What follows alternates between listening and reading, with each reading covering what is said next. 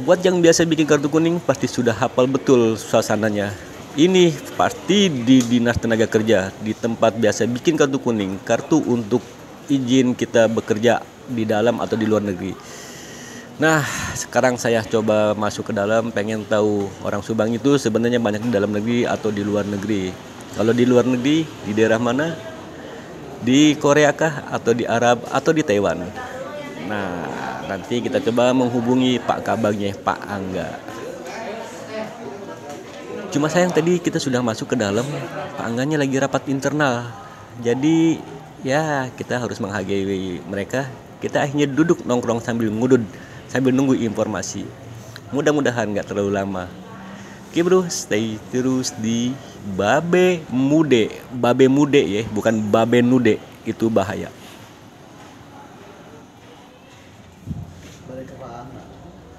Cihuy, akhirnya keluar juga Pak Angganya.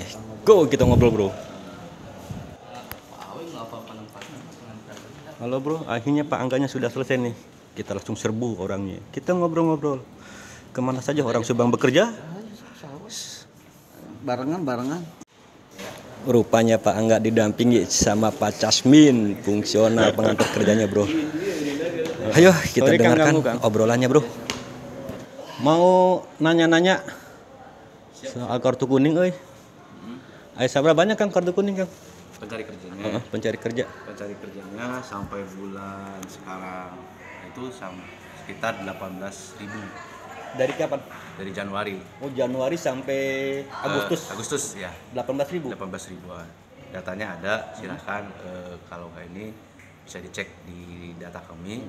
Itu ada sekitar 18.000-an. 18.000 ya. Nah, dari Januari sampai Agustus ya 2021. Itu 18.000 itu untuk formasinya luar negeri dan dalam negeri ada lebih banyak kan mana? Banyak yang dalam negeri. Berapa banyak?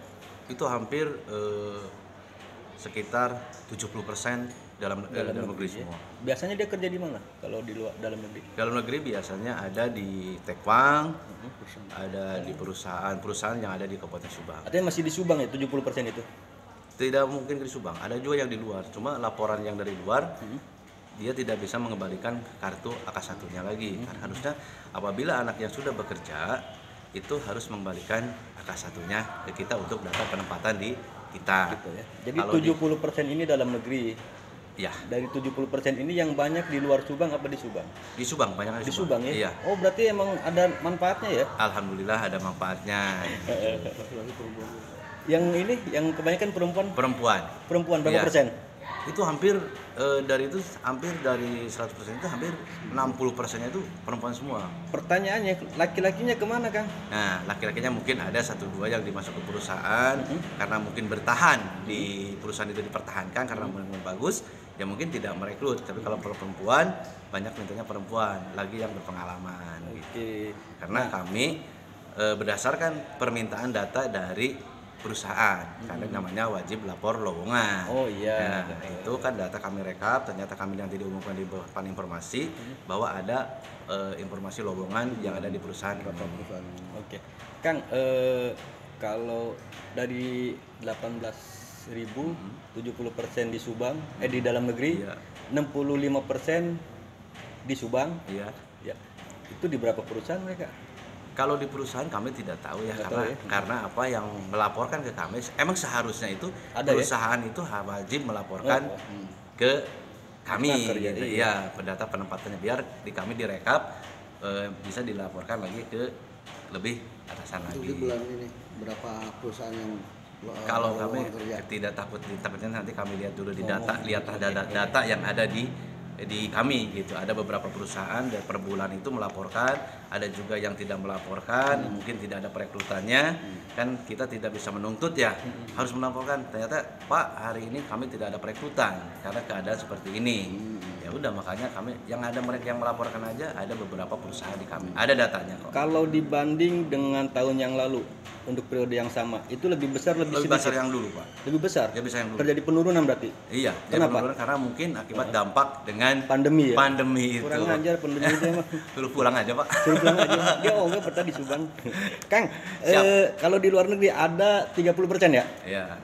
Biasanya mereka di mana? Nah dulu. Negara mana? Nah dulu yang banyak diminati itu negara Taiwan. Taiwan. Kalau sekarang udah kan ditutup. Oh kan tutup ya? Kan tutup. Oh iya iya.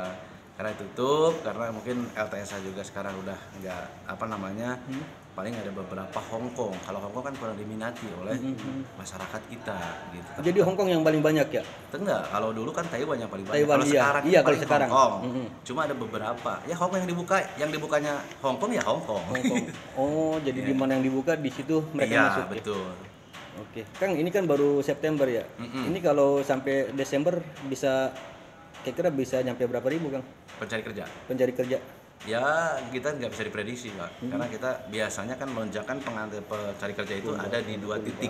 Biasanya kelulusan anak sekolah dan di hari raya. Nah, itu biasanya lonjakan. Yang lonjakannya ya. Lonjakannya di situ. Jadi September ini landai ya hitungannya. Kan? Nah, begitu saudara-saudara hasil wawancaranya. Yang jelas catat ya. Bikin kartu kuning itu gratis. Kalau ada yang bayar, catat orangnya dan foto wajahnya. Oke bro, thanks berat sudah stay di Babe Mude. Hatur nuhun.